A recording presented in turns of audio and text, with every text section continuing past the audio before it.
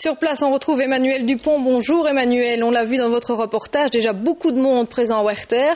Il faut dire que c'est un événement, c'est la première fois que Madonna se produit en Belgique. Les spectateurs doivent néanmoins prendre quelques précautions. Oui, vous l'avez dit, 68 000 spectateurs pour sans doute l'un des plus importants événements musicaux de l'année. Alors, ça veut dire qu'il va évidemment falloir s'armer de patience pour accéder sur le parc du festival. Il est d'ailleurs d'abord conseillé d'utiliser les trains puisque la SNCB a affrété des trains spéciaux pour 13 €.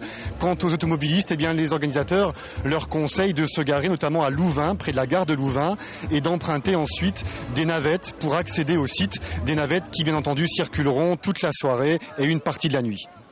Emmanuel, est-ce que vous pouvez déjà lever un coin du voile sur le programme de ce soir ?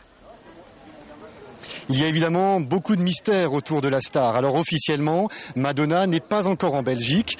Selon nos informations, elle serait encore en France et devrait arriver par jet privé dans le courant de l'après-midi. Ce qui est certain, c'est qu'une répétition est prévue en fin d'après-midi à laquelle une poignée de fans sont invités à assister.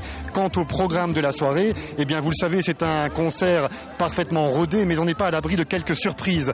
Alors ce matin, des fans nous confiaient qu'ils espéraient pourquoi pas un duo avec Britney Spears, puisque Britney Spears était en concert il y a encore 2 jours à Anvers. D'autres espèrent que la chanteuse interprétera Frozen, qui est un titre pour lequel elle avait été condamnée pour plagiat ici en Belgique. Donc vous le voyez qu'on attend beaucoup de la sulfureuse Madonna. En tout cas, ce qui est certain, c'est que toutes ces rumeurs devront sans doute encore alimenter une bonne partie de l'après-midi, toutes les discussions ici. Voilà, on en saura plus ce soir. Merci beaucoup Emmanuel.